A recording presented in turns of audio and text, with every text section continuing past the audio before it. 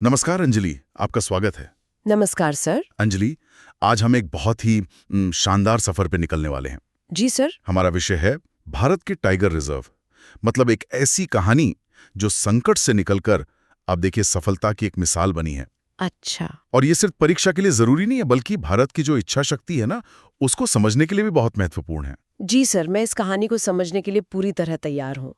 बाघों का संरक्षण, मतलब ये टॉपिक मुझे हमेशा से बहुत फैसिनेटिंग लगता है। बहुत बढ़िया। चलो अंजलि, तो फिर इस शानदार कहानी की पहली परत खोलते हैं और पहली स्लाइड देखते हैं। जी सर, चलिए। देखो अंजलि, इस स्लाइड पर एक 3D विजुअल है। हाँ, दिख रहा है। एक जमीन का टुकड़ा जिस पर एक शक्तिशाली बाघ खड़ा है।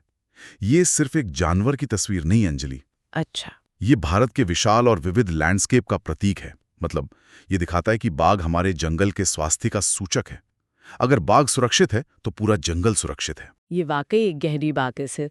बाघ का होना मतलब एक स्वस्थ इकोसिस्टम का होना। बिल्कुल। स्लाइड का शीर्षक देखो, भारत के बाघों की दहाड़। इसमें हमारी चर्चा का पूरा खाका है। हम समझेंगे कि ये टाइगर रिजर्व क्या हैं, इनका इतिहास क्या है, जी। और परीक्षा के लिए जरूरी आंकड़े हैं जिन्हें हम स्टैटिक जीके कहते हैं, उन पर भी बात करेंगे। सर, आपने स्टैटिक जीके का जिक्र किया। जी। इसका मतलब वो जानकारी है जो कभी नहीं बदलती। एकदम सही सवाल पूछा अंजलि। देखो, प्रोजेक्ट टाइगर की शुरुआत का साल 1973।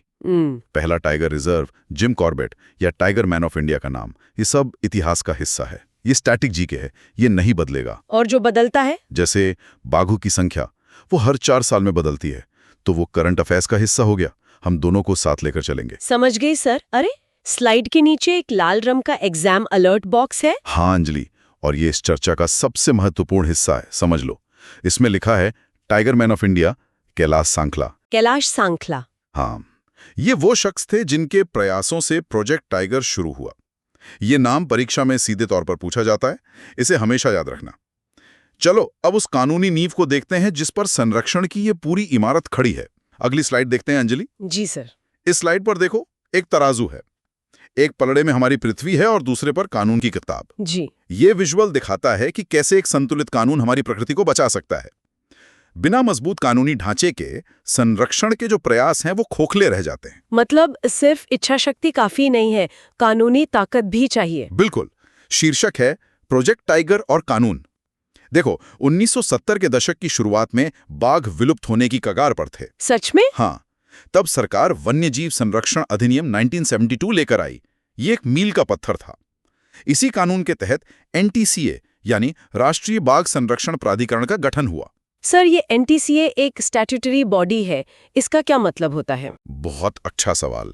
स्टैट्यूटरी बॉडी का मतलब है कि इसे संसद के एक कानून मतलब एक्ट द्वारा बनाया गया है। अच्छा। तो इसके पास नियम बनाने और उन्हें लागू करवाने की कानूनी शक्ति होती है। एनटीसीए ही भारत में प्रोजेक्ट टाइगर की मुख्य संस्था है। तो सब कुछ एनटीसीए ही देखती है? हाँ, और इसी अधिनियम के ठीक 1 साल बाद 1 अप्रैल 1973 को प्रोजेक्ट टाइगर लॉन्च किया गया और इसका पहला रिजर्व बना उत्तराखंड का जिम कॉर्बेट नेशनल पार्क। तो मतलब पहले कानून बना और फिर उस कानून की शक्ति से प्रोजेक्ट टाइगर शुरू हुआ। एकदम सही। ये एक सोची समझी रणनीति थी। सर, यहाँ भी एक एग्जाम अलर्ट है। इसमें टाइगर रेंज देशों के बारे में लिखा है। शाबाश अंजलि। हाँ, ये जानना जरूरी है कि दुनिया में केवल 13 देश हैं जहां बाघ प्राकृतिक रूप से पाए जाते हैं। सिर्फ 13? हाँ, बस इन्हें टाइगर रेंज देश कहते हैं और भारत इनमें सबसे महत्वपूर्ण है। तो हमने कानूनी ढांचा तो तैयार कर लिया, पर सवाल यह है कि क्या इसका जमीन पर कोई असर हुआ? क्या बाघों की संख्या बढ़ी? इसका जवाब हमें अगली स्लाइड में मिलेगा। जी सर, मैं भी यही जानना चाहती थी कि आखिर नतीजा क्या रहा। देखो अंजलि, ये विजुअल कितना सकारात्मक है। एक टैबलेट पर एक 3D बार ग्राफ है जो लगातार ऊपर जा रहा है। हाँ, दिख रहा है। ये बाघों की बढ़ती आबादी का प्रतीक है। ये दिखाता है कि टेक्नोलॉजी और मेहनत से हम कैसे सफलता को माप सकते हैं। ये ग्राफ देखना वाकई सुकून देता है सर। बिल्कुल। तो बाघों की जनगणना हर 4 साल में होती है, जो 2006 से शुरू हुई। 2006 से? हाँ, और आंकड़े देखो, 2018 में हमारे पास 2967 बाघ थे, जो 2022 में बढ़कर 3682 हो गए। वाह, ये तो बहुत बड़ा जंप है। बहुत बड़ा। ये लगभग 6% की वार्षिक वृद्धि है, जो शानदार है। ये सिर्फ एक नंबर नहीं है अंजलि, ये हजारों वन रक्षकों की दिन रात की मेहनत का नतीजा है। ये तो बहुत बड़ी कामयाबी है सर। इसी से जुड़ा TX2 अवार्ड का भी जिक्र है, ये क्या है? अच्छा सवाल है। 2010 में रूस के सेंट पीटर्सबर्ग में 13 टाइगर रेंज देश मिले थे जी। और उन्होंने 2022 तक अपने देशों में बाघों की आबादी को दोगुना करने का संकल्प लिया। जी। इसी लक्ष्य को टाइगर्स टाइम्स 2 या TX2 कहा गया। अच्छा, T×2? हाँ, जो भी देश या टाइगर रिजर्व इस लक्ष्य को समय से पहले हासिल कर लेता है उसे ये प्रतिष्ठित अवार्ड मिलता है। और मुझे ये बताते हुए गर्व हो रहा है कि भारत के कई रिजर्व्स ने ये सम्मान जीता है। वाह, मतलब हमने दुनिया से किया अपना वादा निभाया। सर, एग्जाम अलर्ट, ये तो सबसे चौंकाने वाला आंकड़ा है। इसमें लिखा है कि दुनिया के 75% से 80% बाघ अकेले भारत में है। हाँ अंजलि, और यही भारत की वैश्विक लीडरशिप को दिखाता है। पूरी दुनिया आज संरक्षण के लिए भारत की ओर देख रही है। ये आंकड़ा परीक्षा के लिए बेहद बेहद महत्वपूर्ण है। तो ये तो हुई देश की कुल तस्वीर, पर अब देखते हैं कि इस सफलता में किन राज्यों का सबसे बड़ा योगदान है। चलो अगली स्लाइड देखते हैं। जी सर, राज्यों के बीच की ये रेस भी दिलचस्प होगी। इस स्लाइड को देखो, यहाँ 3 राज्यों के नक्शे 3D द्वीपों की तरह दिखाए गए हैं। मध्य प्रदेश के ऊपर एक ताज है। हाँ, ताज तो मैंने भी देखा। ये बताने के लिए कि वो टाइगर स्टेट है। ये विजुअल राज्यों के गौरव और उनके योगदान को सलाम करता है। ये बहुत रचनात्मक है सर। तो जैसा कि ताज से जाहिर है, नंबर 1 पर है मध्य प्रदेश 785 बाघों के साथ, इसीलिए इसे भारत का टाइगर स्टेट कहते हैं। 785? हाँ। दूसरे नंबर पर कर्नाटक है 563 बाघों के साथ, और तीसरे पर उत्तराखंड 560 बाघों के साथ। कर्नाटक और उत्तराखंड में तो बहुत मामूली अंतर है, सिर्फ 3 बाघों का। बिल्कुल, और यही एक स्वस्थ प्रतिस्पर्धा की निशानी है। अब एक सवाल उठता है अंजलि जी। पिछली स्लाइड में संख्या 3682 थी, यहाँ राज्यों को मिलाकर संख्या अलग क्यों है? ऐसा इसलिए क्योंकि देश की जो कुल संख्या है वो एक अनुमानित रेंज होती है 3167 से 3925 के बीच, जिसका औसत 3682 बनता है। सर, हम बाघों की सटीक गिनती क्यों नहीं कर पाते? ये अनुमानित क्यों होती है? बहुत व्यावहारिक सवाल है। जंगल हजारों वर्ग किलोमीटर में फैले होते हैं, हर एक बाघ को जाकर गिनना असंभव है। हाँ, ये तो है। इसलिए वैज्ञानिक आधुनिक तकनीक का इस्तेमाल करते हैं। वे कैमरा ट्रैप लगाते हैं जो बाघों की तस्वीरें लेते हैं। अच्छा, कैमरे से? हाँ, और बाघों की धारियां इंसानी फिंगरप्रिंट की तरह यूनिक होती हैं। अरे वाह! उससे हर बाघ की पहचान होती है। इस डेटा से वे एक बहुत सटीक अनुमान लगाते हैं। अच्छा, तो ये अनुमान वैज्ञानिक तरीकों पर आधारित है। सर, एग्जाम अलर्ट में वैश्विक बाघ दिवस के बारे में बताया गया है। हाँ अंजलि, ये तारीख याद रखना, हर साल 29 जुलाई को इंटरनेशनल टाइगर डे मनाया जाता है ताकि बाघ संरक्षण के बारे में जागरूकता फैलाई जा सके। बहुत अच्छा।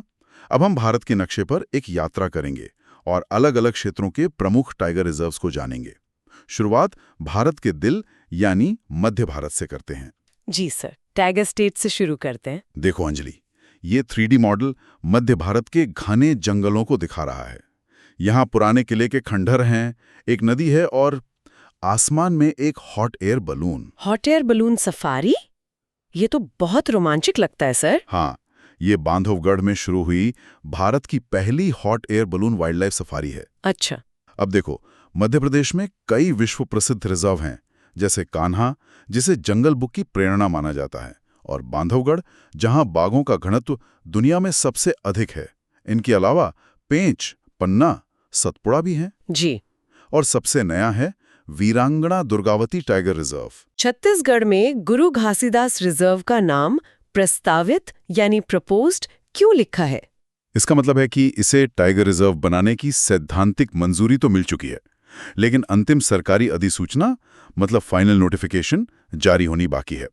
जब तक वो नहीं होती, ये प्रक्रिया में माना जाता है। समझ गई। एग्जाम अलर्ट में भी गुरु घासीदास और तमोर पिंगला का जिक्र है, जिन्हें मिलाकर 56वां टाइगर रिजर्व बनाने की बात है। हाँ अंजलि, ये करंट अफेयर्स का एक महत्वपूर्ण सवाल बन सकता है।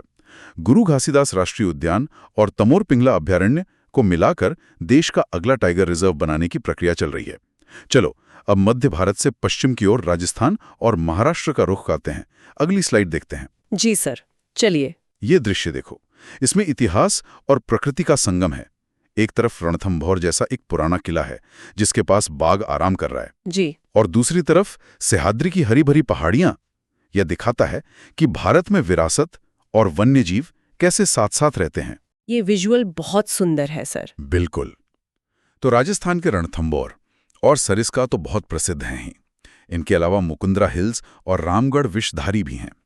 और हाल ही में धौलपुर करौली को भी टाइगर रिजर्व का दर्जा मिला है। अच्छा, ये नया है। हाँ, वहीं महाराष्ट्र में ताड़ोबा अंधारी बाघ देखने के लिए बहुत मशहूर हैं। सर, यहाँ लिखा है कि पेंच टाइगर रिजर्व मध्य प्रदेश और महाराष्ट्र दोनों में फैला है।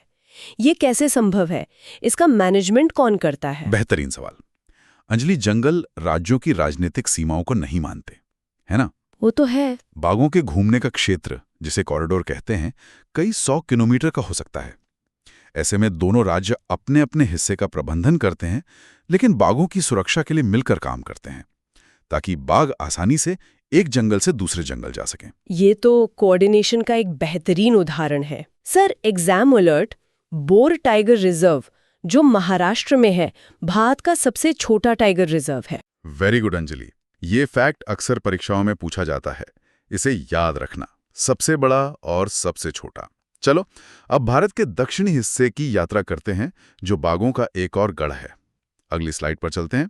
जी सर। देखो अंजलि, ये विजुअल दक्षिण भारत की हरियाली को दर्शा रहा है। घने जंगल, नारियल के पेड़ और शांत वातावरण। जी। ये पश्चिमी घाट की समृद्ध जैव विविधता का प्रतीक है, जो यूनेस्को की विश्व धरोहर स्थल भी है। ये दृश्य बहुत शांतिपूर्ण है। हाँ, और यही शांतिपूर्ण माहौल बाघों के लिए वरदान है। कर्नाटक, जो बाघों की संख्या में दूसरे स्थान पर है, यहीं स्थित है। हाँ, 563 बाघ। बिल्कुल। यहाँ के बांदीपुर और नागरहोल टाइगर रिजर्व तमिलनाडु के मुदुमलाई और केरल के वायनाड से मिलकर दुनिया का सबसे बड़ा और सबसे महत्वपूर्ण बाघ आवास क्षेत्र बनाते हैं। मतलब ये एक सुपर हाईवे जैसा है बाघों के लिए, जहां वे बिना किसी रुकावट के घूम सकते हैं। क्या बात है! सुपर हाईवे, बिल्कुल सही शब्द इस्तेमाल किया। इससे जेनेटिक विविधता बनी रहती है, जो बाघों की आबादी के लिए बहुत जरूरी है। जी। केरल के पेरिया रिजर्व की एक और खासियत है कि प्रसिद्ध सबरीमाला मंदिर इसी के अंदर स्थित है। एग्जाम अलर्ट में फिर से कर्नाटक के दूसरे स्थान पर होने की बात लिखी है। हाँ अंजलि, ये रिवीजन के लिए है, ताकि ये फैक्ट अच्छी तरह याद हो जाए। 563 बाघों के साथ कर्नाटक दूसरे स्थान पर है। दक्षिण भारत की कहानी अभी खत्म नहीं हुई। चलो अगली स्लाइड में बाकी राज्यों को देखते हैं। जी सर। इस स्लाइड पर एक बहुत बड़ा बांध और जलाशय दिखाया गया है। ये नागार्जुन सागर श्रीशैलम रिजर्व का प्रतीक है। जी। ये दिखाता है कि कैसे मानव निर्मित संरचनाएं भी वन्य जीवों के आवास का हिस्सा बन सकती हैं। ये तो बहुत विशाल लग रहा है। और यही इसकी खासियत है। आंध्र प्रदेश में स्थित नागार्जुन सागर श्रीशैलम क्षेत्रफल की दृष्टि से भारत का सबसे बड़ा टाइगर रिजर्व है। सबसे बड़ा? हाँ, इसका विशाल जलाशय बाघों को साल भर पानी उपलब्ध कराता है। इसके अलावा तमिलनाडु में भी 5 टाइगर रिजर्व्स हैं, जिनमें सत्यमंगलम काफी प्रसिद्ध है, और तेलंगाना में अमराबाद और कावल रिजर्व हैं। तो एक तरफ हमारे पास सबसे छोटा बोर टाइगर रिजर्व है और दूसरी तरफ सबसे विशाल नागार्जुन सागर श्रीशैलम। बिल्कुल सही। और यही भारत की विविधता है। तुम्हारे सवाल का जवाब देखो, एग्जाम अलर्ट में भी है। जी सर, एग्जाम अलर्ट में साफ लिखा है नागार्जुन सागर श्रीशैलम, आंध्र प्रदेश, क्षेत्रफल की दृष्टि से भारत का सबसे बड़ा टाइगर रिजर्व है। शाबाश। ये दोनों फैक्ट्स, सबसे छोटा और सबसे बड़ा, परीक्षा के लिए बहुत जरूरी हैं। ठीक है, अब हम उत्तर और पूर्वी भारत के टाइगर रिजर्व्स को कवर करेंगे। चलो अगली स्लाइड देखते हैं। जी सर। देखो अंजलि, ये 3D मॉडल सुंदरबन के मैंग्रोव जंगलों को दिखा रहा है। पेड़ों की जड़ें पानी के ऊपर हैं। जी। ये दुनिया का एकमात्र मैंग्रोव जंगल है जहां बाघ रहते हैं। ये क्षेत्र की अनूठी भौगोलिक पहचान है। सर, मैंने सुना है यहाँ के बाघ तैरने में भी माहिर होते हैं। बिल्कुल सही सुना है।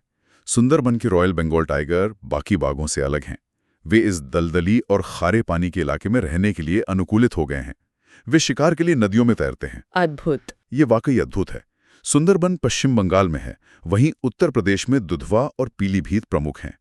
पीलीभीत ने अपनी बाघों की आबादी को दुगना करने के लिए टेक्सटो अवार्ड भी जीता है। तो ये उत्तर प्रदेश की एक बड़ी सफलता है। निश्चित रूप से।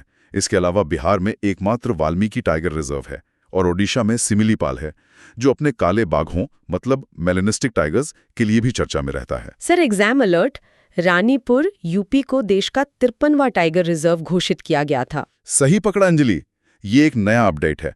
रानीपुर, जो चित्रकूट जिले में है, यूपी का चौथा टाइगर रिजर्व है। बहुत अच्छा। अब भारत के सबसे खूबसूरत हिस्सों में से एक पूर्वोत्तर की ओर चलते हैं। अगली स्लाइड देखो। जी सर, द नॉर्थ ईस्ट। देखो, ये तैरता हुआ द्वीप पूर्वोत्तर भारत की सुंदरता को दिखा रहा है। चाय के बागान, धुंध से ढके पहाड़, एक सींग वाला गैंडा और एक बाघ। जी ये यहाँ की समृद्ध जैव विविधता का प्रतीक है। सर, काजीरंगा तो गैंडों के लिए प्रसिद्ध है, क्या वहाँ बाघ भी हैं?